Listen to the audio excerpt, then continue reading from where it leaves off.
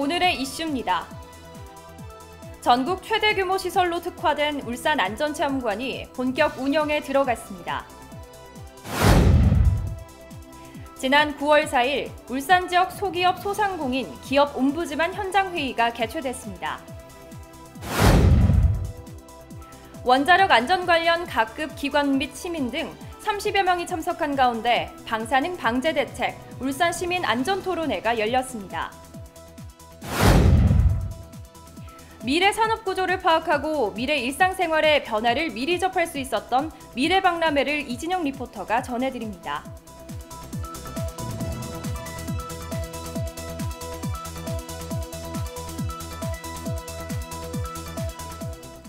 다시 뛰는 울산, 시민 여러분과 함께 만들어가는 울산의 뉴스, 지금 시작합니다. 재난을 직접 체험하고 위기 상황에서의 대처 능력을 배울 수 있는 전국 최대 규모 시설로 특화된 울산 안전체험관이 본격 운영에 들어갑니다. 이에 따라 지난 9월 4일 울산 안전체험관에서는 경제부시장 및 울산광역시 교육감, 시민 등 200여 명이 참석한 가운데 개관 행사가 진행됐습니다. 총 사업비 327억여 원이 투입된 울산 안전체험관은 지상 3층, 지하 1층 규모로 건립됐으며 4개 테마에 15개 체험시설을 갖추고 있습니다. 주요 시설을 살펴보면 1층은 재난학습을 통해 안전 영웅을 다짐하는 재난극복관과 어린이들의 안전한 놀이문화와 생활습관을 배우는 어린이 안전마을로 구성된 기초안전시설, 2층에는 실제와 동일한 상황 연출로 원인에서 대응까지 생활 속 안전사고의 대처 능력을 강화하는 교통, 선박, 화재 체험이 있는 생활안전시설, 3층은 재난사고를 가상체험할 수 있는 공간 VR 등의 혼합현실 매체로 연출한 지진, 원자력, 화학안전체험의 재난특화관으로 구성되어 있습니다. 체험관은 홈페이지를 통해 만 3세 이상부터 사전 예약으로 신청이 가능하며 휴일에도 정상 운영합니다. 이외에 월요일 휴관일을 비롯한 공휴일 다음 날과 설 추석 당일 1월 1일은 휴관합니다. 지난 9월 4일 울산경제진흥원 5층 대회의실에서 울산 지역 소기업 소상공인 기업 옴부즈만 현장회의가 개최됐습니다. 이번 회의는 국민권익위원회가 주최하고 울산시가 주관했으며 국민권익위원회를 비롯해 울산지방중기청, 울산고용센터, 신용보증기금 등 14개 유관기관도 함께 참여했습니다. 현장 회의에서 주식회사 HHS 한영섭 대표는 창업기업의 성장 과정에 있어 애로사항을, 한라 INC 주식회사 김동호 대표는 수출 전문 인력 채용의 애로사항을, 주식회사 코에그 고봉수 대표는 영세기업들의 대출 요건 완화를 건의하는 등 지역의 소기업 소상공인 대표 39명이 대거 참석해 고충을 토로했습니다. 송병기 경제부시장은 이번 현장회의를 통해 권익구제 취약지역에서 경영활동을 하고 있는 기업체, 소기업, 소상공인들의 고충과 불합리한 규제가 개선돼 기업 경영을 하는 데 도움이 되길 기대한다고 전했습니다.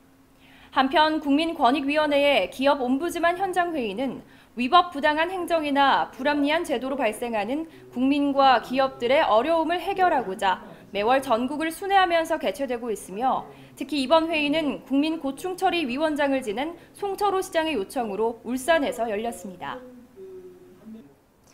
지난 9월 4일 시청 구관회의실에서 원자력 안전위원회 등 원자력 안전 관련 각급 기관 및 시민단체와 시민 30여 명이 참석한 가운데 방사능 방제 대책 울산 시민안전토론회가 개최됐습니다. 토론회 일부에서 첫 번째 주제 발표를 맡은 울산시 홍순삼 원자력 산업안전과장은 방사선 비상에 따른 울산광역시 주민소개 계획을 발표했으며 이어 두 번째로는 원자력 안전위원회 김성길 방제 환경과장이 후쿠시마 사고 이후 우리나라의 방사능 방제 대책을, 이후 원자력 안전기술원 정승영 비상대책단장과 용성록 탈핵 울산시민 공동행동 집행위원회 발표가 계속해서 이어졌습니다. 토론회 2부에서는 갑상선 방호약품 사전 배포의 필요성에 대해 발표했으며 발표 후에는 발표자와 시민 간 원전사고 시 주민대피계획 현실화와 갑상선 방호약품 사전 배포의 필요성에 대해 다양한 질의토론 시간을 가졌습니다. 한편 이번 토론회는 울산이 원자력 발전소 밀집 지역으로 주민 대피를 비롯한 실효성 있는 방사능 방제 대책이 필요함에 따라 울산시와 김종훈 국회의원실이 공동으로 마련했습니다. 다음은 다양한 시정 소식 브리핑 라인 뉴스입니다. 울산시는 시민들의 교통비 부담 완화 및 대중교통 이용 활성화를 위해 알뜰 교통카드를 도입해 10월부터 3개월간 시범 사업을 거쳐 본격 추진합니다. 알뜰 교통카드는 정기권 형태로 월 44회 사용할 수 있는 5만 5천 원권의 교통카드를 10% 할인된 5만 원으로 발행되며 정기권 사용자에 한해 추가로 모바일 플랫폼을 활용한 보행 자전거 마일리지를 최대 20%까지 지급하는 방식입니다. 알뜰 교통카드는 국토교통부에서 추진 중인 국정과제이며 시범 사업을 진행한 후 2020년 전국으로 확대 시행될 계획입니다. 울산 주력 산업을 고도화하고 신성장 산업을 육성하기 위한 85개 사업에 2,988억 원 규모의 2019년 국가예산 정부안이 반영됐습니다. 이는 지난해 정부안보다 413억 원이 증가한 수치로 주된 증액 사유는 산업시설 유틸리티성 자원공유 서비스 실증 사업 13억 원, 미래자동차 종합안전시험장 구축 및 고안전 부품 개발 40억 원, 3D 프린팅 소재 상용화 품질 평가 체계 구축 6억 원 등의 신규 사업이 지난해 정부안 신규 사업 대비 76억 원이 늘어 15건 237억 원의 예산 반영에 따른 것으로 나타났습니다. 울산항 태영 GLS가 신청한 울산항 제3차 항만 기본계획 용도 변경건이 지난 8월 30일 열린 해양수산부 중앙항만정책심의회 심의를 통과했습니다. 이에 따라 울산항 태영 GLS의 목재부두가 울산의 주력인 액체 화물부두로 변경됩니다. 이번 울산항 기본계획 변경으로 신항부두 저장 능력의 증설이 필요하던 인접 탱크터미널 업체인 유나이티드 탱크터미널이 태영 GLS와 통합 운영 의사를 밝힘에 따라 부두 운영 측면에서 일석이조의 효과가 기대됩니다.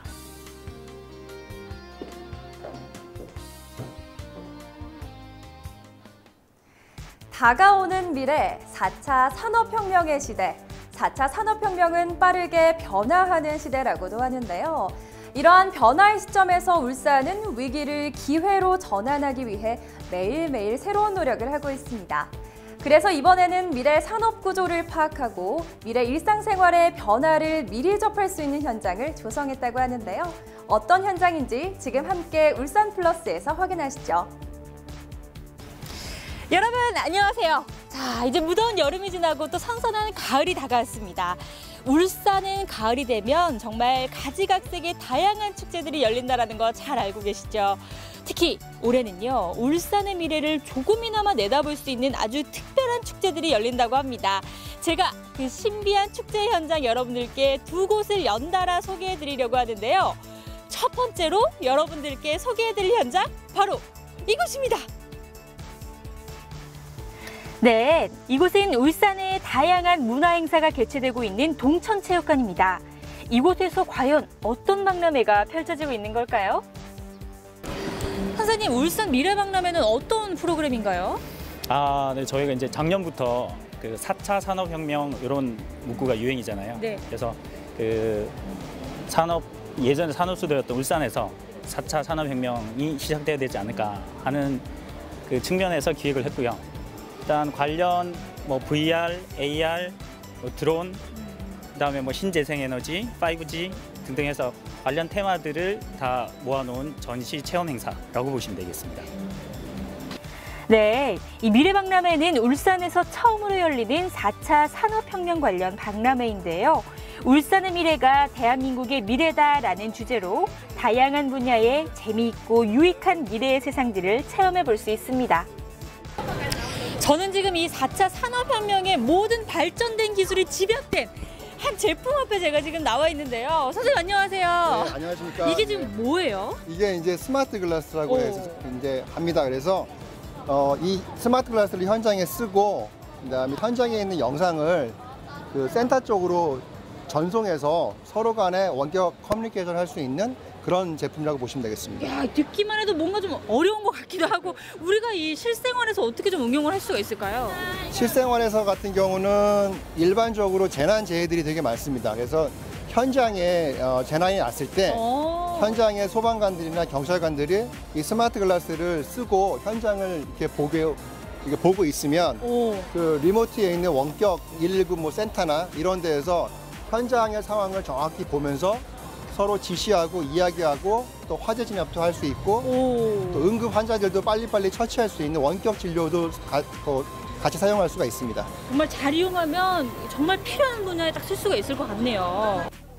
이외에도 초고화질 항공 VR 체험과 자율운항 스마트식, 부유식 해상풍력 발전기 전시회 등 미래 산업이 변화되는 모습은 물론 울산의 주력 산업인 3D 프린팅, VR, AR, IoT 등 4차 산업혁명에 따른 기술의 변화에 대해 알 수 있는 장도 펼쳐지고 있는데요. 하나하나 알아볼수록 미래의 세상이 눈앞에 선명해지는 것 같습니다. 이 미래박람회를 좀 잘 둘러봤다라고 하려면 어떤 프로그램을 좀 중심으로 보면 될까요? 뭐 3D 프린팅이나 아니면 드론, 그다음에 그 뭐 자율주행 캐리어, 실생활에서 쓸 수 있는 평소에 이제 보시지 못했던 분들에 관련된 프로그램들도 많고요. 그다음에 그 울산 MBC에서 준비하고 있는 그 에듀 콘서트가 있습니다. 물론 이제 현장에 와서 보시는 것도 제일 좋지만 오시지 못한 분들을 위해서 방송으로도 많은 분들이 만나보실 수 있도록 준비를 하고 있습니다. 네. 또한 집중해야 할 것이 바로 미래를 열어주는 유익한 강연입니다. 앞으로 다가오는 4차 산업혁명 시대에 우리가 어떻게 변화하고 대처해야 하는지에 대한 해답을 얻을 수 있을 것 같은데요. 첫날인 8월 31일에는 과학의 매력에 푹 빠져 지난 10여 년간 몽골 동고비 사막 국제공룡 탐험이나 다양한 경험을 한 것은 물론 아시아인 최초로 나사 우주생물학 그룹과 함께 서우주를 탐험한 문경수 과학탐험가의 강연을, 이튿날에는 고생물학자이자 과학저술가, 파충류 애호가인 박진영 공룡학자의 이야기를, 마지막 날에는 1991년부터 SF와 교양 과학 전문 기획 번역가로 활동한 박상준 SF 전문가의 이야기까지 무료로 들을 수 있는 전문가 특강인 만큼 놓쳐서는 안 되겠죠? 또한 어린이들을 대상으로 어린이 과학교실도 열리고 있는데요. 어린 아이들에게는 과학을 쉽게 그리고 재미있게 접할 수 있는 아주 흥미로운 교실이라고 합니다. 울산의 미래박람회 아쉽게도 9월 2일까지만 열린다고 합니다. 울산에서 처음 열리는 미래과학 박람회인 만큼 울산 시민 여러분들은 물론이고 이 전국에서도 많은 관심을 가지고 있는데요. 울산 산업의 미래가 이 멋진 박람회처럼 앞으로도 승승장구하기를 바라면서 이상 울산의 생생한 미래 현장에서 이진영이었습니다.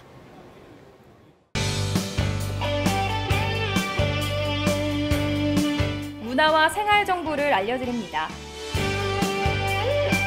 오는 9월 14일까지 한국인의 표준 유전 정보 수집과 연구 촉진을 통한 게놈 기반 진단 및 치료의 상용화에 기여하는 울산 만명 게놈 프로젝트의 참여 지원자를 모집합니다. 9월 독서의 달을 맞아 책가 도전이 울산도서관 1층 전시실에서 개최합니다. 이번 전시는 도서관 개관 시간인 오전 9시부터 오후 6시까지 누구나 자유롭게 관람 가능합니다. 한국을 넘어 프랑스 관객의 마음까지 사로잡은 변강쇠 점찍고 옥녀가 오는 9월 8일 울산 문화예술회관 대공연장에서 열립니다. 이상으로 울산의 뉴스를 마칩니다. 시청해주신 여러분 고맙습니다.